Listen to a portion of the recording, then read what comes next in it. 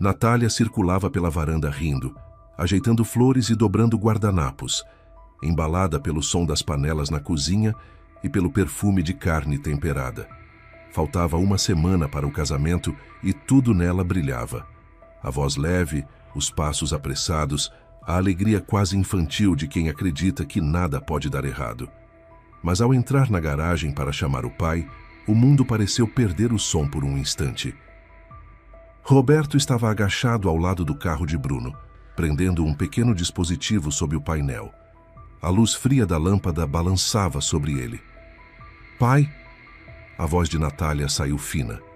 Ele ergueu o rosto, sério demais para aquele dia tão feliz. "Sua mãe anda desconfiada, filha." O coração dela tropeçou dentro do peito. O cheiro de gasolina, o tique metálico das ferramentas, o olhar preocupado do pai, tudo se misturou numa onda de inquietação. Natália não sabia o que temer, mas naquela noite, sozinha no quarto, as mãos tremiam antes mesmo de apertar o play. O brilho da tela iluminou seu rosto, e no instante seguinte, suas pernas fraquejaram. Ela viu algo que não conseguia compreender, e que mudaria tudo. Olá! Antes de começarmos esta história que vai mexer com suas emoções, aproveite para verificar se você já está inscrito no nosso canal. Se ainda não está, clica naquele botãozinho de inscrição e ativa o sininho para não perder nenhuma história nova. E conta aqui nos comentários de qual cidade e país você está nos acompanhando. Adoramos saber quem está do outro lado da tela ouvindo nossas histórias. Agora prepare-se, porque o que você vai ouvir envolve amor, desconfiança, segredos guardados por anos e uma reviravolta que ninguém esperava. Vamos lá! Os preparativos finais para o casamento de Bruno e Natália estavam a todo vapor. O casamento solene não era questão trivial, e então os noivos decidiram seguir o caminho tradicional ainda mais elaborado. Planejavam se casar no civil e no religioso, com todos os procedimentos agendados para o mesmo dia. Só precisavam garantir que tudo saísse perfeito. Os pais de Natália já estavam agitados, e ainda restavam perguntas sem resposta. Por isso, exatamente 7 dias antes do dia X, decidiram reunir todos na chácara da geração mais velha para discutir tudo novamente. Helena, mãe de Natália, observava o futuro genro. Às vezes, ainda com certa desconfiança, pensava: esse Bruno é completo, simplório, sem manias e sempre se dá tão bem com Natália. Mas por que meu coração dói tanto, como se houvesse alguma falha oculta nele que não consigo enxergar? Talvez devesse falar com Roberto sobre minhas dúvidas. Talvez ele tenha uma ideia inteligente. Roberto e Helena estavam casados há quase 30 anos e ainda se adoravam profundamente. Era uma vez, construíram sua riqueza centavo por centavo. É engraçado dizer isso, mas a própria Helena construiu seu negócio de fazer trabalhos acadêmicos para alunos de ensino à distância. Ela mesma havia conseguido se formar em gastronomia, acabara de voltar da licença maternidade e não sabia onde encontrar um emprego que fosse fácil e bastante lucrativo. As curvas sinistras giravam lá fora pela janela. Os selvagens anos 90, como eram chamados na época. Desemprego por toda parte, ex-professores e engenheiros vendendo todo tipo de quinquilharia nos mercados para sobreviver. E ela, Helena, considerava-se com sorte. As pessoas não morreriam de fome para sempre, dariam um jeito de sobreviver e buscariam sempre a excelência. O Instituto de Ensino à Distância na área de alimentos sobreviveu e até se saiu muito bem.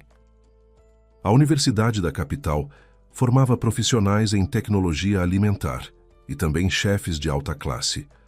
Todos os alunos trabalhavam em algum lugar perto dos produtos que estudavam, e para os trabalhos acadêmicos que Helena desenvolvia, alguns tinham acesso e estavam dispostos a pagar com produtos, enquanto outros tinham as geladeiras vazias, sem encontrar nada comestível.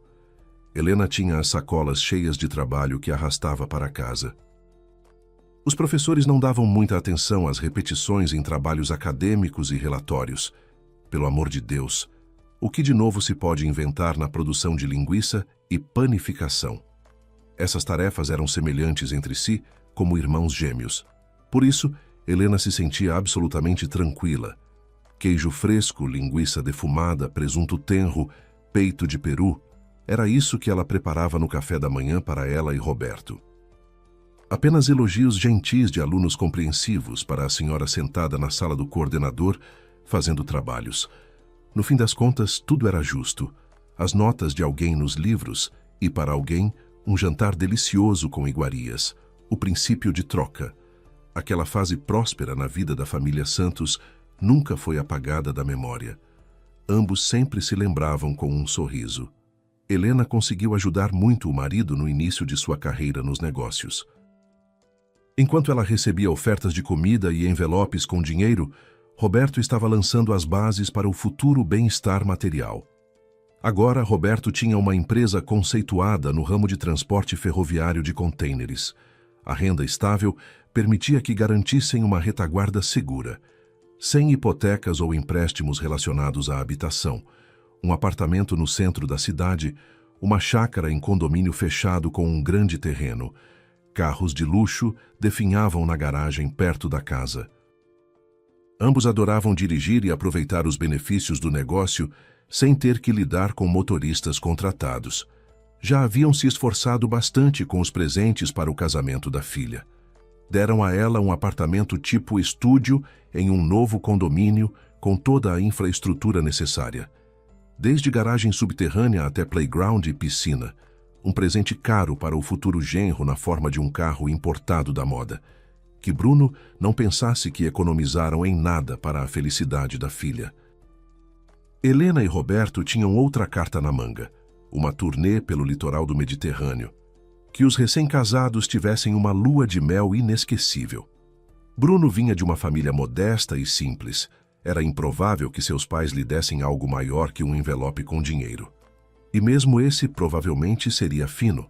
Helena e Roberto não eram, de fato, esnobes ou mimados que, tendo enriquecido, se esqueceram de onde tudo começou. Sua principal preocupação era a felicidade de sua única filha, Natália. Bruno era bom para ela. Eles se amavam, e daí?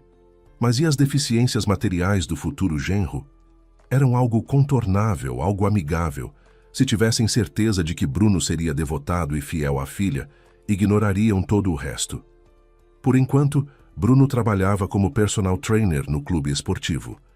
Mas talvez mudasse de profissão, experimentasse trabalhar na empresa do sogro, especialmente tendo um diploma. Bruno ainda possuía um diploma de ensino superior que estava acumulando poeira na gaveta de sua escrivaninha. Natália sempre se lembrava com carinho do primeiro dia em que conheceu Bruno. Todas as garotas adoram quando um verdadeiro herói as salva de algo desagradável. Foi exatamente isso que aconteceu. Natália sempre adorou se vestir como uma princesa para passear e preferia este estilo em particular, um vestido romântico ou vestido de verão com babados, cabelo volumoso preso com grampos luxuosos, criando uma aparência que lembrava um penteado aristocrático feminino tradicional. Às vezes, usava até um chapéu elegante. Nos pés, sandálias ou sapatos de salto plataforma altíssimos. Não, ela definitivamente não era uma garota antiquada que rejeitava calças jeans rasgadas nos joelhos e moletom grosso e folgado. Ela podia sair de casa com qualquer roupa. Tudo dependia do que tinha em mente naquele momento. E, claro, do objetivo da incursão pelo mundo. No trabalho, Natália só podia ser encontrada com uniforme no espírito dos clássicos rigorosos do escritório. Buscar um lugar para si, ao sol no mercado de trabalho, Natália não entrou logo para a empresa do pai. Por quê? Profissionais de marketing e publicidade são úteis em qualquer lugar. Era preciso, de alguma forma, promover ainda mais a empresa familiar. Para isso, tanto um site oficial brilhante seria útil, assim como slogans cativantes em outdoors pela cidade não seriam supérfluos. Natália desempenhava suas funções perfeitamente. Ela era uma pessoa respeitada na empresa, e não por ser filha de santos. A jovem era uma especialista de primeira classe. Não precisava se esconder atrás do sobrenome do pai. Com todas as suas vantagens, como boa aparência e mente lúcida, Natália era uma pessoa de coração generoso e uma amiga dedicada. Convites para sair com ela vinham de uma infinidade de amigos jovens, mas não era fã do caleidoscópio de festas e agitação. Preferia a solidão na maioria das vezes. Adorava ler livros mais complexos para que mais tarde houvesse algo em que pensar, e também costumava sair sozinha dirigindo pelo bairro para acelerar.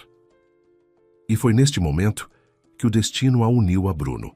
Ela estava mais uma vez curtindo rapidamente o passeio, até que o indicador de combustível começou a pedir, lamentavelmente, mais gasolina. Natália saiu esvoaçante do banco do motorista, em todo o esplendor de seu vestido de verão com grandes babados. Deixou uma pequena bolsa feminina com dinheiro e cartões bancários no assento ao lado, trancou o carro rapidamente. Para onde iria? Como poderia imaginar que no posto de gasolina onde parou para abastecer, uma gangue de adolescentes habilidosos estava operando? Abriam carros de qualquer marca em poucos segundos, com tanta maestria que até as câmeras de vídeo não conseguiam captá-los direito. Bruno e seu colega estavam transportando equipamentos necessários do depósito. Pararam num posto de gasolina para esticar as pernas, tomar um café e comer uma torta.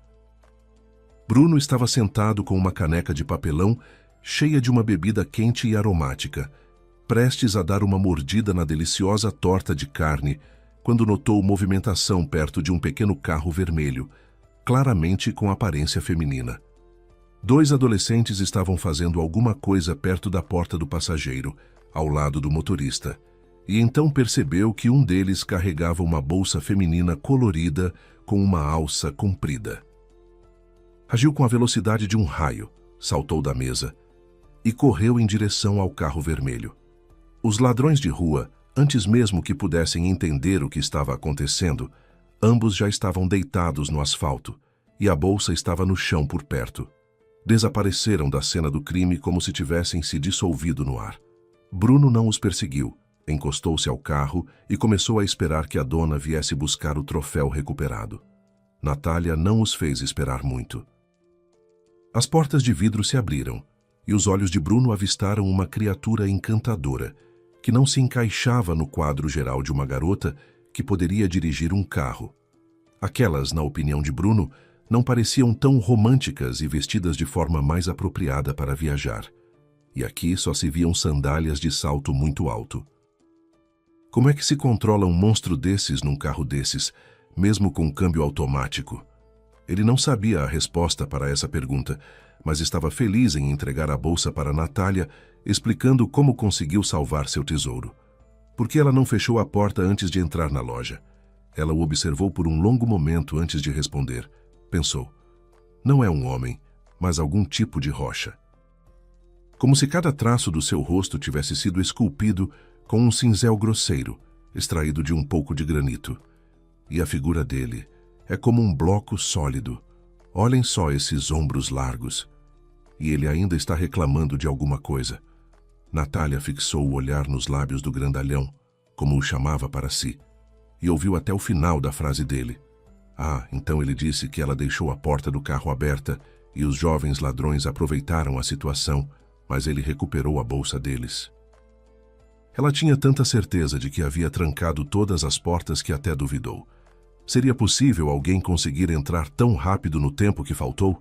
Teria sido fácil para bandidos desse tipo fazerem isso sozinhos. No entanto, um encontro tão inusitado era até romântico. E ela decidiu constranger o Salvador com uma piada. Muito obrigada por ter ajudado uma desconhecida. Agora só uma coisa me anima. Você vem com boas intenções? Afinal, agora, depois de tudo o que aconteceu entre nós, como uma pessoa honesta, você simplesmente tem que se casar comigo. Natália riu alto da própria piada, mas o que aconteceu a seguir a desestabilizou completamente. O jovem, que era quase 2 cabeças mais alto que ela, de repente se ajoelhou facilmente sobre um joelho e estendeu-lhe a mão, junto com a bolsa, e disse: Meu nome é Bruno. Você me atingiu à primeira vista, direto ao coração. Agora jamais poderei te esquecer. Além disso, Não consigo mais viver sem você, a menos que você me prometa que nos veremos todos os dias. Eu te ofereço minha mão e coração.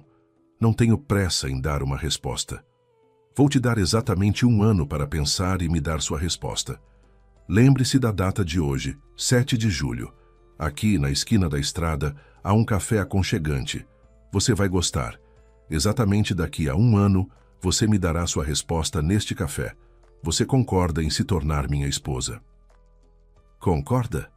Ninguém nunca havia feito isso com Natália antes. Ela ficou chocada. No início até ficou confusa. Isso é audácia, isso é pressão. Mas perder a compostura mesmo numa situação tão ambígua era ainda pior. Ela não esperava por essa situação. Pegou a bolsa das mãos do homem, com um gesto fingido tirou um pequeno leque de dentro, desdobrou-o em toda a sua glória e começou a se abanar teatralmente. Então, revirou os olhos e estendeu a mão para Bruno. Meu nome é Natália. Aperte a mão, meu cavaleiro. A que horas nos encontraremos aqui no próximo ano? Era impossível enganar Bruno com tamanha conversa fiada. Sua resposta foi rápida e concisa. Pronto, anote seu número de telefone para que você possa realizar a outra parte do meu desejo. Ver você todos os dias.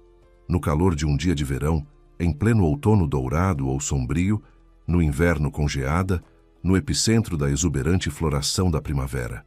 Natália sacudiu seus babados de forma brincalhona e sorriu. E você, Bruno, também não fica atrás. Diga-me onde nos encontraremos amanhã. A partir daquele momento, ambos foram arrastados para dentro, presos aos encontros diários. As regras de um certo jogo que ambos observavam sem questionar. Um dia seguiu o outro, e Bruno e Natália estavam com pressa para se verem depois do trabalho. Estavam se conhecendo aos poucos desde o porão. E Natália, para sua surpresa, logo descobriu que um dia sem Bruno era para ela uma espera que se transforma em tormento. O jovem era lacônico e falava de si mesmo sem entusiasmo. Escola, exército, faculdade, diploma de engenharia, que não aqueceu sua alma e não se tornou motivo para procurar emprego na área. De forma sucinta, admitiu que esportes e atividades físicas lhe eram mais familiares, então ainda planejava terminar a faculdade de educação física. Não deveria haver atrasos. Era candidato a mestre do esporte em luta livre, estilo livre e até natação. Seus pais sempre cuidaram muito bem de sua saúde. Nunca tiveram dinheiro para clubes e sessões pagas em sua família, mas mesmo na escola, era enviado para todos os treinos possíveis e impossíveis, um atrás do outro. Além disso, os treinadores, praticamente todos, acharam suas habilidades físicas bastante promissoras. Mas sua altura parecia um pouco excessiva, grande, quase 2 metros. Isso não é conveniente para todos os esportes. Bruno treinava, ia à academia e à piscina até receber o título de candidato a mestre. Em seguida, como se fosse combinado, veio o serviço militar na hora certa. Após a conclusão, foi-lhe oferecido insistentemente que permanecesse e continuasse a trabalhar sob contrato, mas ele estava com pressa para chegar em casa, onde negócios o aguardavam. Não havia mais detalhes sobre o passado de seu namorado que Natália conseguisse tirar dele. Eles se conheceram no verão e, de fora, provavelmente pareciam um casal muito estranho. Um pouco à la Turgenev. Uma jovem sentimental e um valentão enorme com punhos enormes. Natália nem sequer contou nada sobre Bruno, aos amigos ou pais. E tudo porque ele conquistava seu coração muito devagar, não importunava e não tentava soltar as mãos quando gentilmente a abraçava para se despedir. E quando a animada Natália não resistiu e lhe perguntou sobre todas essas peculiaridades, ele explicou: "Você se tornou muito querida para mim, e eu te trato com carinho. Sou muito sensível a você. Não quero te pressionar para nada. Mesmo que você decida que não sou ousado e inexperiente, mais tarde terei tempo para provar que você está errada." Natália, em sua experiência pessoal como mulher, tinha que considerar algo tão tolo quanto girar a garrafa na escola, quando beijou metade dos garotos da classe. É só aparência. Ela é toda profissional e determinada. Na realidade, ainda não tinha tido namorado nem um homem. Simplesmente aconteceu assim. No início, seus pais não lhe deram folga, obrigando-a a voltar para casa mais cedo dos encontros de jovens. Certificaram-se de que ela não se deixasse levar pela bebida e, certamente, não pensasse em experimentar os efeitos de substâncias ilícitas por conta própria. Como resultado, Natália acabou não sendo exatamente avançada em muitas questões pelos padrões modernos, mais teoricamente do que na prática. Simplesmente não se metia de cabeça em nada com ninguém, se percebesse que a situação era precária, e desapareceu. Isso aconteceu um dia durante um piquenique com amigos nos arredores da cidade. O anfitrião da festa anunciou: "Pessoal, vamos nos divertir muito." Os rapazes e as garotas assimilaram a mensagem à sua maneira. Rapidamente, todos ficaram bêbados com champanhe, dividiram-se em pares e se dispersaram para quartos separados. Natália também arranjou um cavalheiro. Poderia até dizer que ele era muito simpático. Mas quando se viu sozinha com ele com a porta fechada, a ideia de que era hora de tentar não lhe passou pela cabeça. Disse que estava com sede e precisava ir buscar algo para beber. Nunca mais voltou para o quarto. Dormiu até o amanhecer no banco de trás do carro. De manhã, aquele rapaz torceu o dedo na têmpora de forma ostensiva, insinuando que ela não era deste mundo. Presa a conceitos da idade da pedra. Recebeu apenas um pouco de diversão sem obrigações. Ninguém buscou seriamente sua atenção. Esse incidente insignificante ensinou Natália a ser ainda mais seletiva. Passou a ir aos encontros da galera com menos frequência, no máximo para despedidas de solteira específicas. Chegou ao ponto de até Helena começar a provocá-la. "Filha, você, com todo esse trabalho e amor pela leitura, não se deu ao luxo de uma vida social? Nem pense nisso. Você não pode mais ir às festas de família comigo e com seu pai, e lá você conhece muitos noivos promissores do nosso círculo. Por favor, não se esqueça de que eu e seu pai ainda queremos ter tempo para cuidar dos nossos netos." Natália cortava imediatamente pela raiz qualquer conversa desse tipo com os pais. Seu instinto lhe dizia persistentemente: "Você terá tudo, um homem amado, família e filhos. Tenha paciência e espere.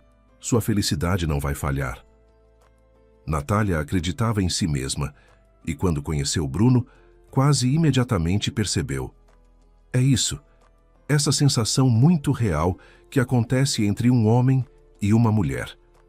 A relação mais sincera vista no parceiro, quando você tem certeza de que ele vive e respira apenas por você. Você acredita incondicionalmente e confia nele, até nas coisas mais íntimas.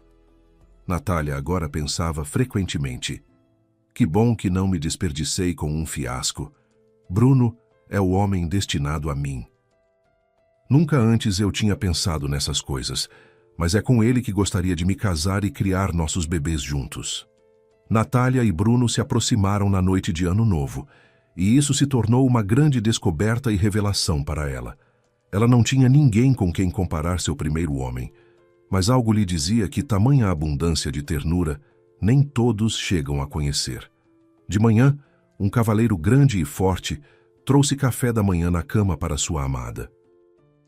A linguiça e o queijo foram cortados de forma um tanto desajeitada. Uma xícara pequena de café nas mãos de Bruno parecia um dedal.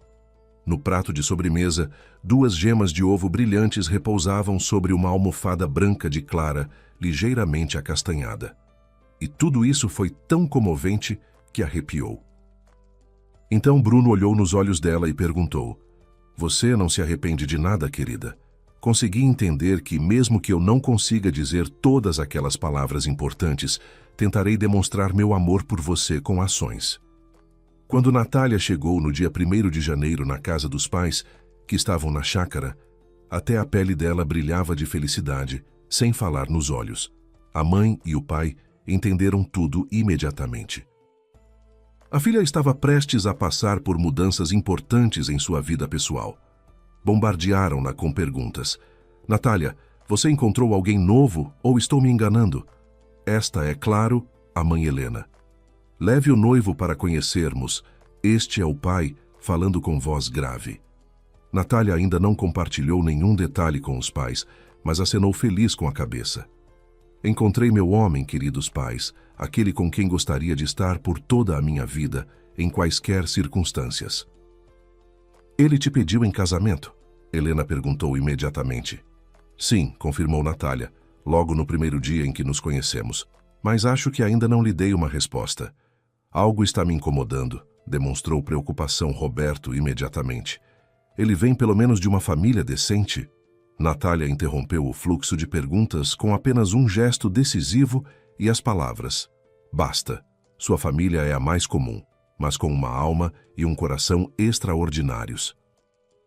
No Natal trarei ele aqui para vocês se conhecerem melhor. E não importa a impressão que Bruno cause em vocês, saibam de uma coisa: isso não vai mudar nada no nosso relacionamento. Eu já fiz a minha escolha. O primeiro encontro com seus futuros sogros se transformou em um verdadeiro calvário para Bruno. Até mesmo o fato de que Natália sussurrava algo encorajador em seu ouvido não ajudava muito. Seus pais eram extremamente reservados. E então Rex, amigo de todos, apareceu na varanda onde estavam sentados jantando. Rex era o favorito da família, um enorme São Bernardo que havia vivido ao lado de Natália e seus pais por anos. O comportamento do cachorro desta vez foi bastante inusitado. Aproximou-se propositalmente de Bruno e colocou sua cabeça grande no colo dele, permitindo calmamente que o convidado o acariciasse atentamente e, ao que pareceu a Helena e Roberto, suspirou em aprovação. A partir daquele momento, o gelo entre eles e Bruno se quebrou. Ambos perceberam rapidamente que a filha havia feito uma ótima escolha de parceiro. Até o Rex aprovava. Depois, houve mais reuniões. Agora, a geração mais velha permitia que Natália fosse aos encontros, mesmo em viagens de alguns dias, sem dúvidas. E enquanto a filha estava fora, Helena continuava raciocinando. Como homem, esse Bruno é realmente atraente. Aqui, eu entendo Natália como mulher. Ela é completamente pequena, parece a polegarzinha. Com ele não terá medo em lugar nenhum. E a história do encontro deles é um exemplo disso. Roberto às vezes se pegava pensando que sentia um pouco de ciúme da filha. Percebia que costumava ser o ídolo dela, um exemplo de verdadeiro cavaleiro. Agora as prioridades mudaram, mas como homem era razoável. Compreendia que ele e Helena não conseguiriam manter a filha perto deles pelo resto de suas vidas. Parecia que chegara a hora de entregá-la a outras mãos confiáveis. Estava apenas preparando mais um teste para o futuro genro, e se ele o passasse com honra, haveria casamento. Natália automaticamente colocava garfos e facas sobre a mesa, enquanto Bruno e Roberto preparavam todo tipo de delícias na churrasqueira. Todas as preferências foram levadas em consideração. Para os homens, a comida era mais substanciosa, com espetinhos de carne de porco e cordeiro. Para eles e Helena, peixe grelhado. Para todos juntos, cogumelos, batatas, legumes, um banquete sem motivo aparente. Antes do grande e luxuoso casamento, todos estavam um pouco nervosos e cada um se preocupava à sua maneira. Então Helena ainda estava pensando nos convidados. Será que não se esqueceram de convidar alguém? Se deixaram de incluir alguma pessoa importante na lista? Os pensamentos da noiva eram diferentes.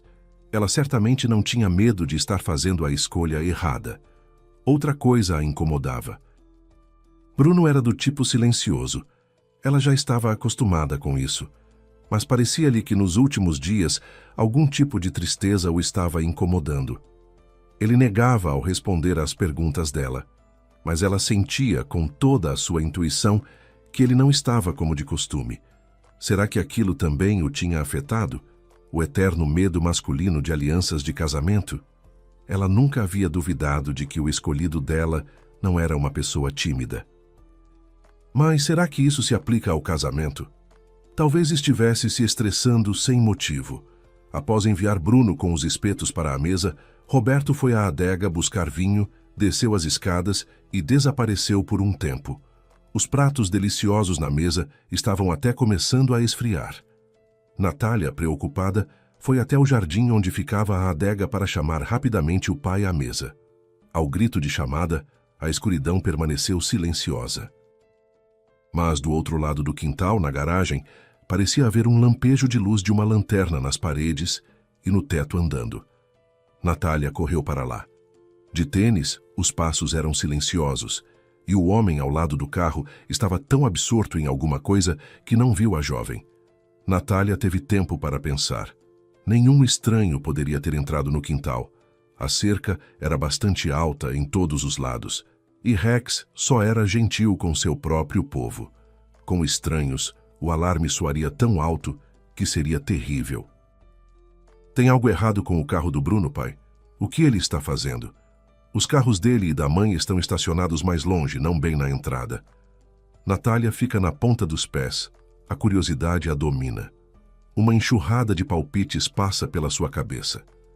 Meu pai está planejando outra surpresa para o casamento. Por isso nos convidaram para um churrasco hoje. O que ele está fazendo lá de tão misterioso? A realidade foi como um balde de água gelada. Natália flagra o pai em flagrante, e não com outro presente nas mãos. Ele tem uma câmera portátil em miniatura nas mãos. Ela conhece bem esse modelo por causa do trabalho. Usaram esse equipamento nos lugares mais inesperados para filmagens secretas na agência. Não pode haver erro. Ela ri alto, mas é um riso nervoso. Pai, o que você está fazendo? Como você pode? Você não acredita na sua filha, no futuro marido dela? O que você quer filmar às escondidas? Você parece um guerrilheiro atrás das linhas inimigas, sinceramente. Roberto se vira lentamente para a filha e explica. Sua mãe tem algo inquietando sua alma, minha querida.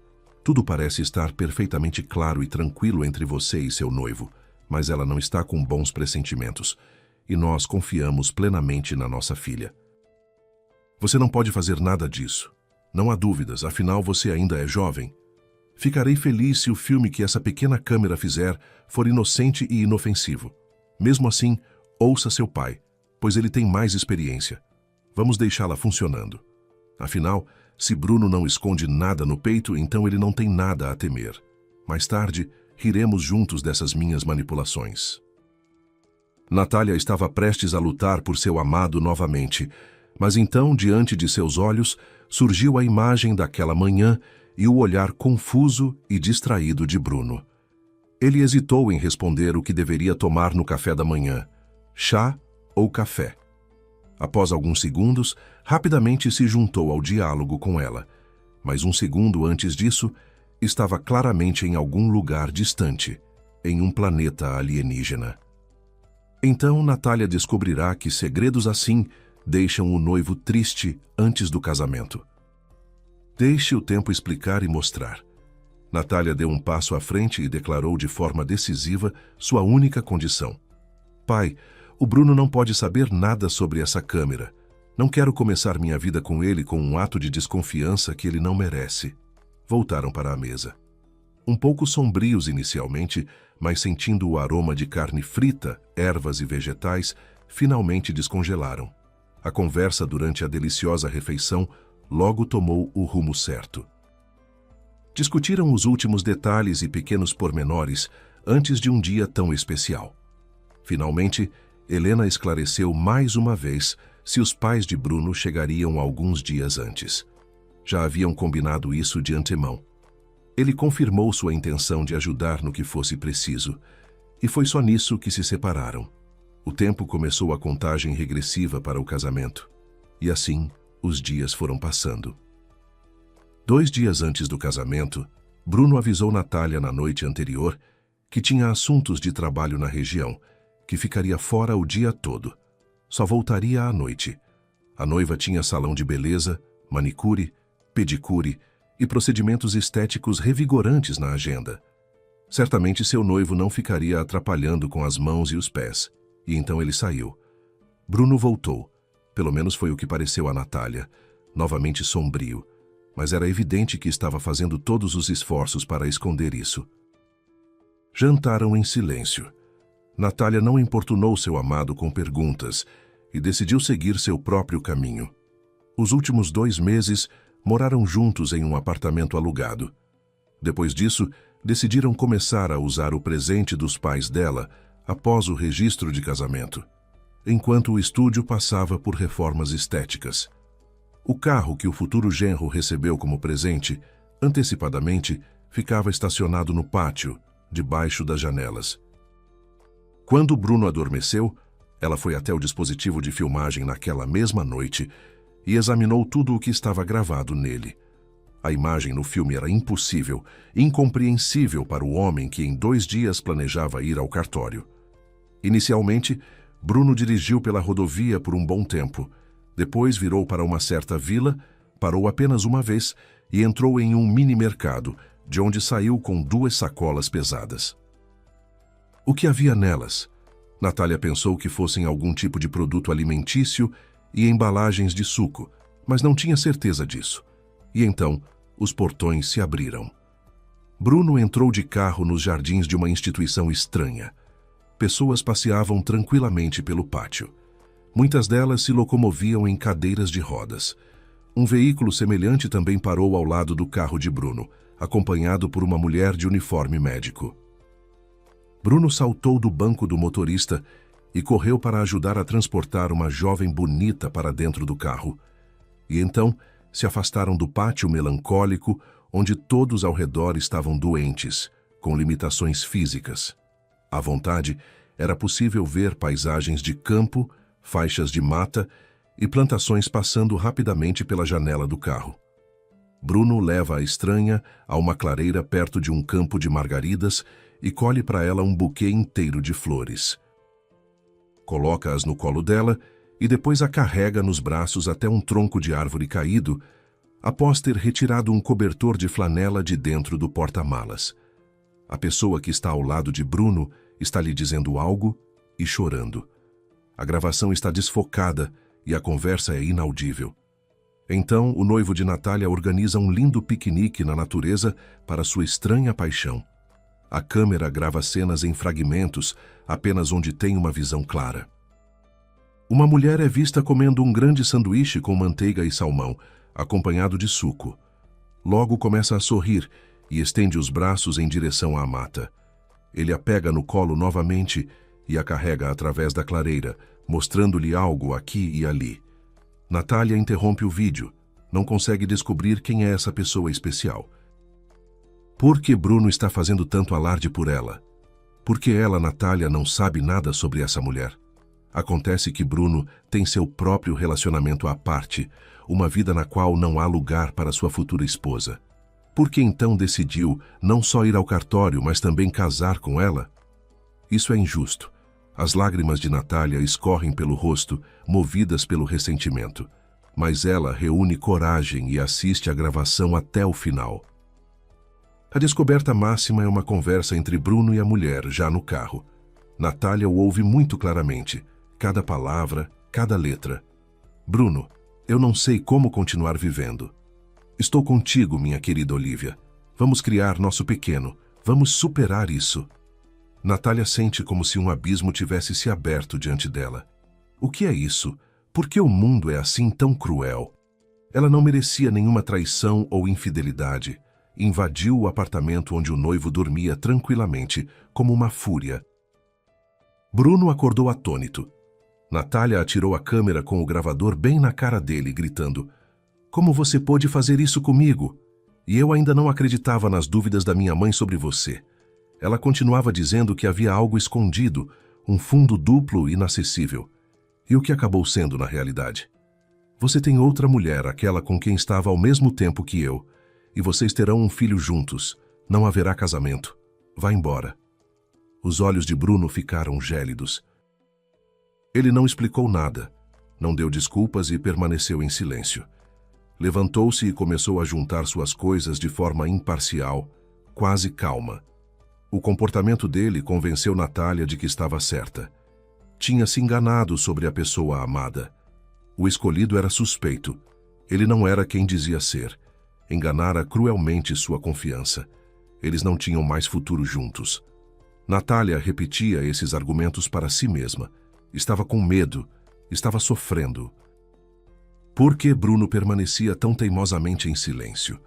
Ele não interrompia o fluxo da raiva dela. Não tentava acalmá-la e não queria explicar nada.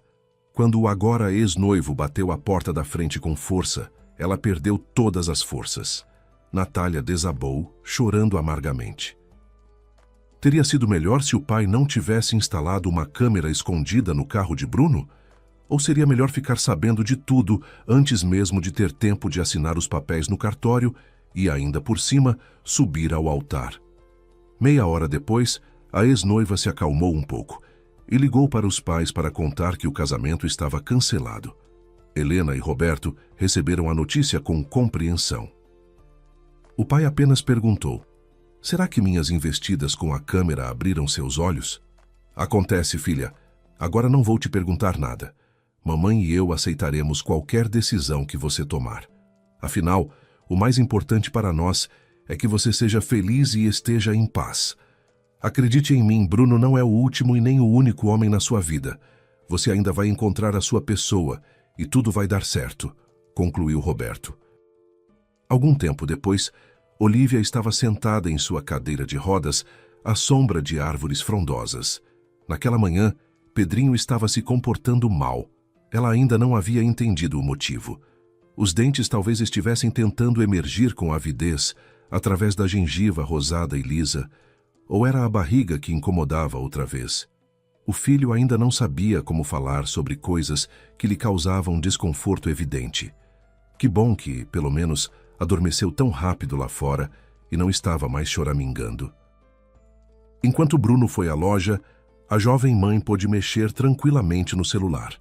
Seu irmão mais velho, que nascera apenas 10 minutos antes dela, sempre adorara dar ordens à irmã. Foi ele que, há 1 ano e meio, invadiu a clínica de longa permanência para pessoas com deficiência aproveitando as circunstâncias, agarrou suas coisas num ímpeto e a levou para outro lugar. Ir para a casa dos pais seria uma ideia perdida. Eles tinham entregado a menina a um orfanato há muito tempo, considerando sua doença um peso para a família. Um daqueles casos em que se descobre que um dos gêmeos tem um defeito congênito, uma doença autoimune incurável. Então, por que criar um filho com essa condição e investir nele? Nosso estado é compassivo, ele se educará sozinho. Geraldo e Sônia. Sônia e Geraldo. 2 pessoas iguais, essa mesma dupla, nas visões sobre a vida, no desejo insaciável de consumismo. O segundo nome de Bruno era Geraldino, homenagem ao pai. Mas ele nunca aprendeu a amar o pai e a mãe, especialmente depois que descobriu o que fizeram com Olívia. Não se lembrava de jeito nenhum da irmãzinha. Ela foi tirada de casa quando ambos tinham 2 anos e meio, algo bastante comum, artrite reumatoide juvenil. O sistema imunológico de Olívia não queria ajudá-la de jeito nenhum. Pelo contrário, lembrava uma besta cruel que ataca e destrói o tecido corporal, especialmente as articulações, sem piedade. Geraldo e Sônia, ao ouvirem tal veredicto, refletiram profundamente sobre o futuro. E então, o que aconteceu? Um exame minucioso de Olívia, que se queixava de dores constantes nas pernas, revelou um número crescente de autoanticorpos. Sônia e Geraldo até aprenderam com o tempo a pronunciar termos especializados sem hesitação. Não eram tolos, propriamente ditos. Pelo contrário, distinguiam-se pelo egocentrismo e infantilismo. Olívia vinha se comportando de maneira peculiar desde os 2 anos de idade. A menina se recusava a andar, fazia caretas de dor, reclamava com os pais se a tocassem. Não tinha o menor interesse em brincadeiras ou em fazer birra como seus coleguinhas. Começou a chorar ao ver pessoas de jaleco branco depois de ser internada de ambulância, novamente com muita dor. Depois de visitar a filha e não querer ficar muito tempo no hospital, já em casa, Sônia olhou para Bruno, confortavelmente dormindo em um berço enorme para 2 bebês, e pensou raciocinando: e quem se atreverá a me julgar se eu recusar Olívia? Isso precisa ser feito de forma decisiva, definitiva e irrevogável, e minha consciência não me incomoda nem um pouco. Chego em casa cansada depois do meu turno na padaria. Após o calor intenso da fornalha e da oficina de prensagem, Geraldo também tem o direito de descansar e se recompor do fervor no trabalho, relaxar. É bom que a gestão de ambas as unidades de produção tenha sido tão eficiente e nos ajudado. Encaminharam nossa filha à clínica por conta própria e ficaram de olho na situação para garantir que o bebê recebesse atenção. Mas depois, o veredicto médico foi muito severo. Olivia não respondia a nenhum medicamento, nem melhorava. Só iria piorar. A saúde de Olivia estava comprometida desde cedo. Ela quase não sentia fome. A inflamação aumentava e a dor se intensificava. Geraldo e Sônia assinaram os documentos de renúncia aos direitos parentais sem sequer lê-los. Tinham pressa em acabar com aquilo. As autoridades de proteção à criança encaminharam Olivia para um centro médico especializado. Na época, ela ainda caminhava sozinha, mas perdia essa capacidade pouco a pouco.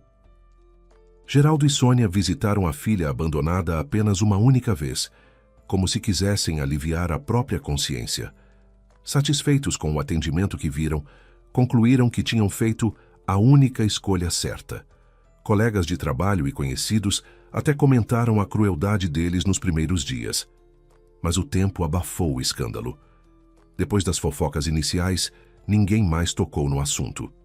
E assim, Geraldo e Sônia passaram a dedicar-se apenas à criação de Bruno. O menino, ao contrário da irmã, cresceu saudável. Anos se passaram e Bruno guardava apenas memórias vagas, quase inexistentes, de uma irmãzinha. Ele praticou esportes, foi bom aluno e não se esquivou do serviço militar. Seguiria com uma vida estável se, de repente, tudo não tivesse mudado. Depois do que fizeram com Olivia, Geraldo e Sônia afogavam a própria culpa no fundo de taças de vinho barato. Não era bebida forte, mas bastava.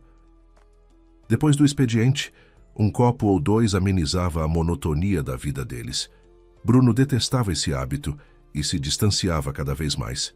Até que certa vez, ao voltar do serviço militar, encontrou uma vizinha do condomínio. Ela o surpreendeu com uma pergunta direta.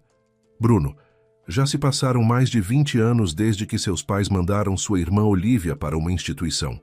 Será que ela ainda está viva? Ou você simplesmente a esqueceu? Irmã? Bruno achou que a vizinha estava confundindo tudo. Sempre acreditara ser filho único. Nenhuma outra criança crescera na casa. Mas a dúvida ficou. Ele teria que perguntar aos pais.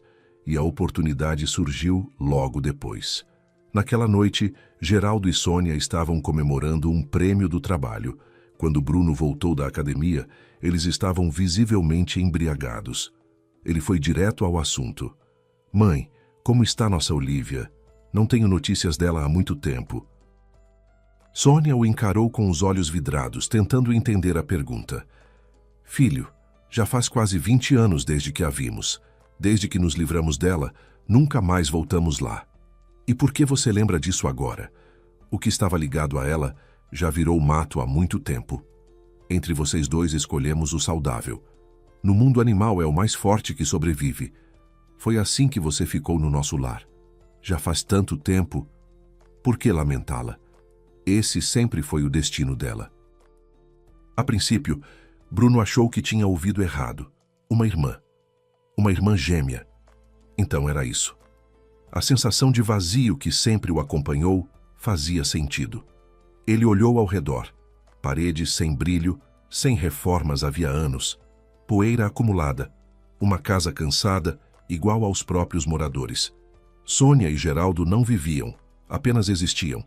Trabalhar, voltar para casa, ligar a TV, beber. Uma rotina sem alma. Bruno percebeu que nunca tivera uma família de verdade. Sua infância fora moldada por amigos, vizinhos, passeios com outros adultos, nunca pelos pais.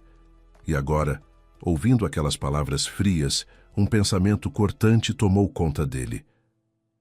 Não quero mais essas pessoas na minha vida. Eles abandonaram minha irmã como quem joga algo fora. São incapazes de amar. Vou encontrar Olivia. Vou ficar ao lado dela. Vou tentar fazer por ela o que ninguém fez. Decidido, exigiu os documentos. Sônia, vencida pela embriaguez e pelo medo do confronto, entregou tudo o que ainda existia sobre Olivia, entre eles, o endereço da última instituição. Ali começava a busca. Encontrar uma pessoa não é como procurar uma agulha no palheiro. Às vezes, é pior. Uma semana depois, Bruno já sabia que nunca houve tentativa de adoção. Em 20 anos, Olivia passara por várias instituições. Quando era menor de idade, recebera apoio do Estado. Depois disso, tivera uma sorte inesperada. Uma fundação beneficente, criada por um filantropo cuja esposa também sofria de artrite reumatoide, custeava sua estadia em uma clínica especializada. A história daquele homem comoveu Bruno. O filantropo não abandonara a esposa em nenhum momento. Pelo contrário, lutara por ela e ajudava outros pacientes enfrentando o mesmo sofrimento. Bruno pensou em procurar o empresário apenas para apertar sua mão. Porque, no fundo, cada pessoa carregava suas próprias dores, algumas silenciosas, outras escondidas atrás de sorrisos. E naquele instante, ele percebeu: enquanto muitos passam pela vida indiferentes ao sofrimento alheio, existem raros seres humanos que ainda estendem a mão. E alguém, tendo aprendido da maneira mais difícil sobre o desespero e a armadilha dos obstáculos, encontra forças para pensar no próximo, mesmo que seja uma completa estranha. Esse foi o destino de Olivia quando Bruno encontrou a irmã numa clínica especializada, bastante decente e aconchegante. A patrocinadora, que conhecia as nuances deste tipo de artrite, não só custeou os cuidados de Olivia e de outros 2 pacientes nesta instituição, como também ajudou com novos medicamentos inovadores. A doença autoimune insidiosa não desapareceu, mas até o momento, os medicamentos garantiram um estado de remissão a longo prazo. Bruno pensava muito sobre várias coisas. Como isso é possível? Olivia nasceu comigo, morava no nosso apartamento, cresceu conosco. E então veio esse diagnóstico terrível e ela foi riscada da lista de pessoas da família. Meus próprios pais me abandonaram para sempre, e estranhos me acolheram, aqueceram, salvaram. Agora farei tudo ao meu alcance para garantir que minha irmãzinha nunca mais volte a se sentir sozinha e indesejada. Teve que arrumar a bagunça. Não havia fotos antigas, nem outras lembranças. Nas almas dos pais, só existia o esquecimento e mais nada. O primeiro encontro deles foi tão tempestuoso, emocionante, cheio de lágrimas. Ambos estavam vivenciando a mesma coisa. 2 metades. Os gêmeos se reencontraram. A irmã acreditou em Bruno desde a primeira palavra. Que ele é o irmão dela, que agora ela não estaria sozinha neste mundo. Olivia sabia muito pouco sobre sua família. Apenas o fato de que seus pais um dia não tinham condições de cuidar dela e a entregaram aos cuidados do Estado. Nenhum ressentimento foi guardado. Tornou-se uma jovem gentil e muito afetuosa, com visões um pouco antiquadas da vida e ao mesmo tempo de aparência bonita. Mais tarde, o encontro com Natália mudou completamente a alma de Bruno. Sua irmã e sua mulher amada eram muito semelhantes em caráter, hábitos e preferências, até mesmo o gosto por roupas parecidas. Ele ia contar tudo para sua noiva, mas os pais dela eram muito exigentes. Não tolerariam o fardo de um genro com responsabilidades extras. Iam querer que toda a sua atenção se voltasse apenas para sua esposa. Bruno não ia fazer o segredo da presença de uma irmã com deficiência em sua vida, e ele não pretendia sobrecarregar Natália com a participação no destino de Olivia. Por isso, se manteve em silêncio até o fim. Quando ele e Natália começaram a namorar todos os dias, ele a tratava como uma flor exótica e estranha. Claro que, por enquanto, não envolvia sua escolhida em assuntos tão amargos de sua família. Quase não via os pais, mas para que isso não despertasse suspeitas desnecessárias, disse a eles que ia se casar e até os convidou para a celebração que se aproximava. Bruno ia contar tudo para Natália mais tarde. Tinha medo de que ela não entendesse, mas não aprovasse seu amor ardente por Olivia. Frequentemente ouvia aquela velha canção que incluía os versos sobre acalmar mágoas. A clínica tinha se tornado quase como um lar para ele. Realmente esperava que Natália entendesse tudo e não o deixaria para sempre. Às vezes as dúvidas arranhavam sua alma, então não queria esperar. Queria que seu amado se abrisse agora, deixasse que o aceitasse com todos os seus problemas e esperanças. Mas algo sempre o impedia. e dizia para si mesmo: ainda não é a hora, posso fazer isso mais tarde. Então Olivia se deparou com um novo problema, embora ele realmente não soubesse se era possível chamar isso de desastre. Olivia se apaixonou por um residente que estava fazendo estágio em suas instalações médicas. Costumava haver muitos rapazes jovens na clínica, mas esse futuro médico era com ela de alguma forma especialmente gentil e atencioso, e um quebra-cabeça começou a se encaixar em sua cabeça. Ele também veio até ela não indiferente. Esse tipo de paixão pelo médico é bastante comum. Mas onde Olivia sabia disso? Na verdade, Otávio estava aprendendo os meandros da comunicação espiritual com pessoas com deficiência. Sonhava em se tornar um psicoterapeuta excepcional, como seu pai, que ganhava muito bem trabalhando em todas essas questões emocionais e gestálticas. A primeira piada dirigida a Olivia foi a frase: "Você é Olivia e eu sou Otávio. Nossos nomes soam parecidos." E senti isso como um bom sinal ao escolher minha pupila nesta instituição. Vamos nos conhecer em breve. Estou interessado em tudo sobre você. Então compartilhe comigo o que está te incomodando. Ele deliberadamente não continuou o diálogo em voz alta com a frase: "E nós trabalharemos juntos para superar todas as suas dúvidas e tristezas." Por que sua paciente deveria saber mais? Ele construiria pontes com essa jovem, ouviria e consolaria, e depois anotaria tudo cuidadosamente em sua agenda de trabalho e consultaria o pai. Como fazer o paciente esquecer completamente por um tempo da deficiência, estar feliz mesmo vivendo entre quatro paredes, sob supervisão? Sentiu pena dessa linda paciente com uma alma romântica. Com ela, seria claramente possível combinar negócios com prazer e alcançar resultados significativos com seu estado psicológico. Com o tempo, Otávio escreveria uma dissertação sobre tais pacientes condenados a limitações eternas, sobre seu estado psicoemocional. Enquanto isso, estava coletando material, analisando até a própria alma dos enfermos. Olivia nunca havia conhecido em sua vida tal atenção vinda de um estranho, especialmente de um homem jovem e muito atraente. Otávio lhe trazia flores, frutas, doces, perguntava e falava sobre tudo por um longo tempo. Ele mesmo falava muito.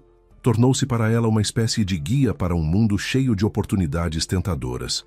E um dia a convidou para a cidade, para jantar em um restaurante.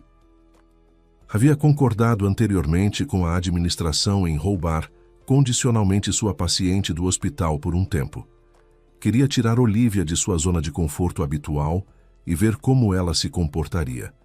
A ideia de que estava tentando levar sua Cinderela para uma terra mágica e, em seguida, cruelmente transformar seu carro de luxo em uma abóbora nem sequer passou pela cabeça do estagiário. O experimento valia a pena para seu trabalho de candidato. Não pensou nas consequências. Foi o melhor dia e a melhor noite da vida de Olivia.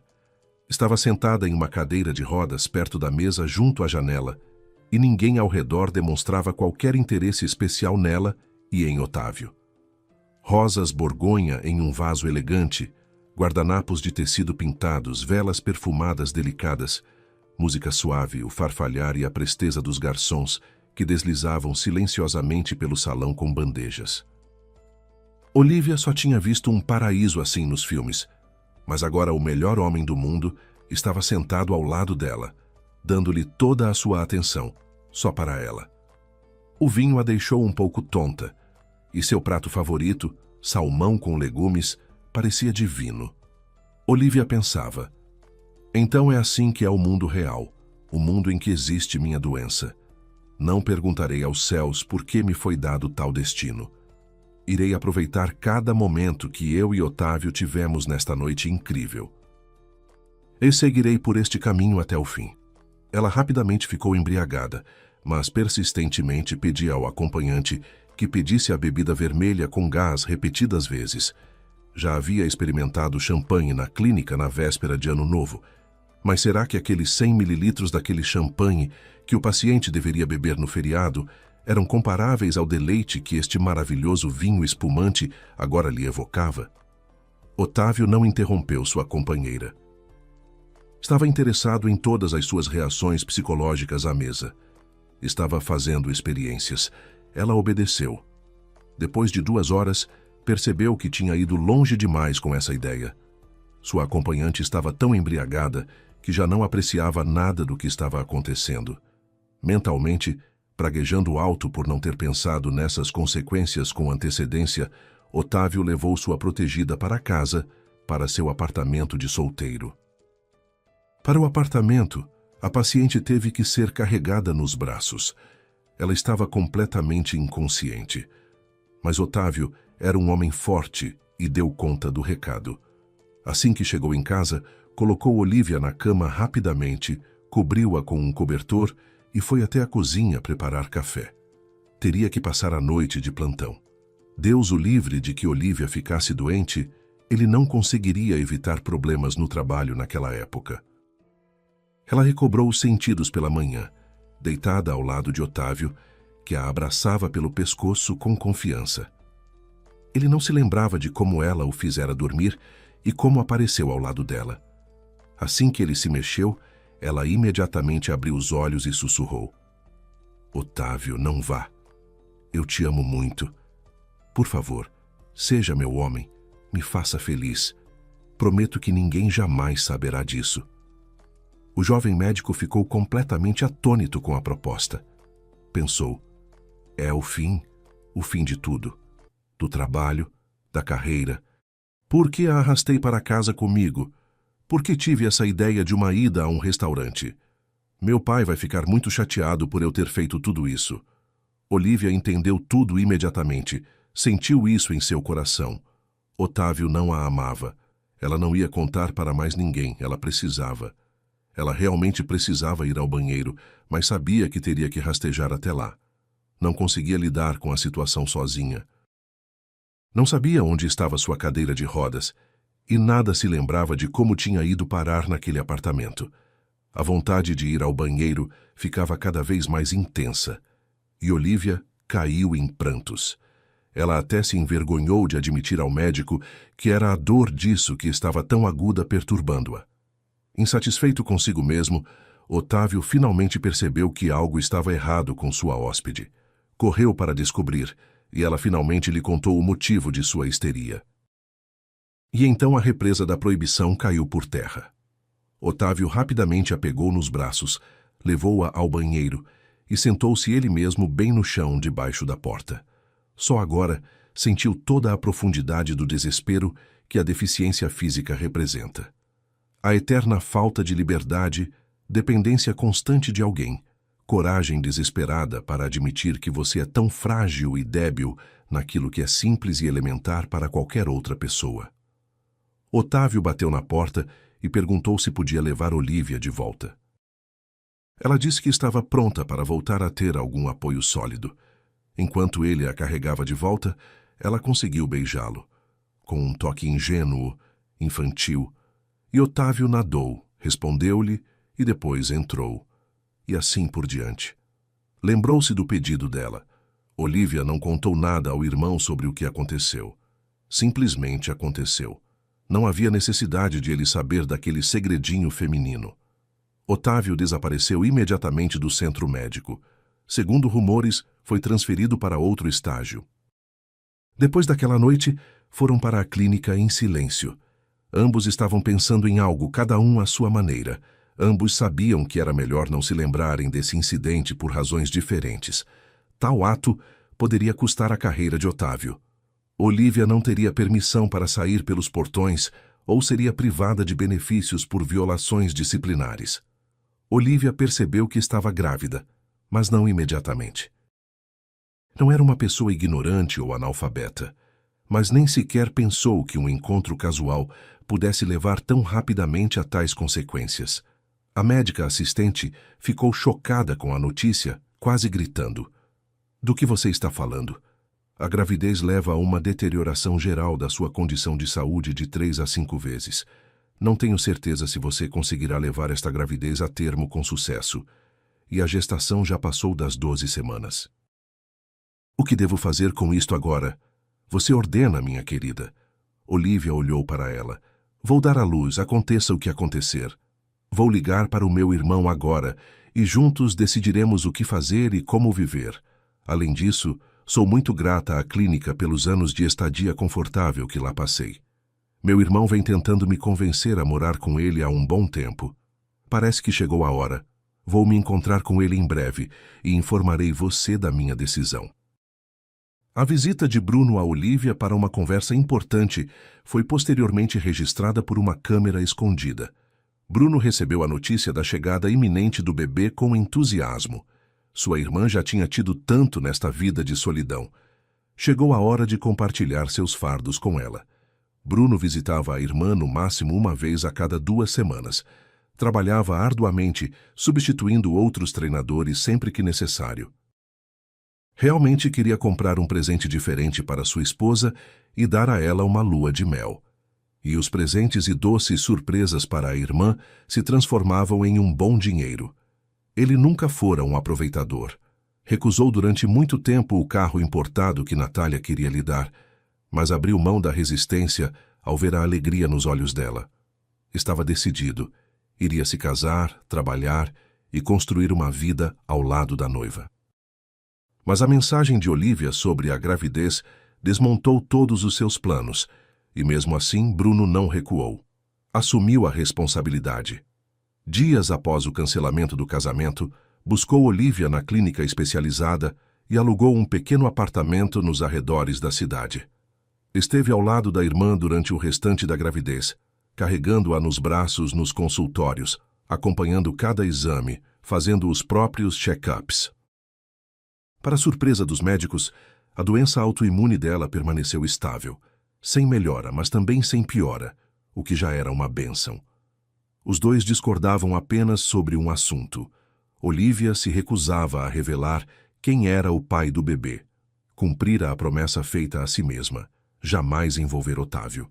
Amava-o em silêncio e preferia proteger o próprio coração. Agora, porém, não estava mais sozinha. Tinha Pedrinho e tinha Bruno.